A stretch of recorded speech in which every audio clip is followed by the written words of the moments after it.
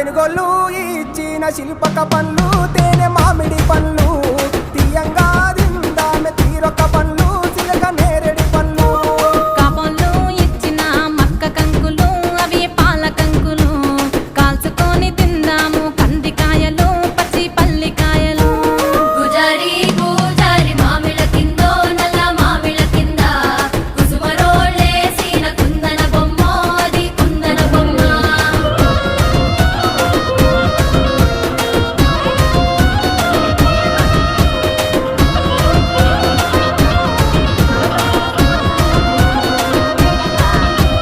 బెస్తోలు వెక్కిన పచ్చి చేపలు అవి వట్టి చేపలు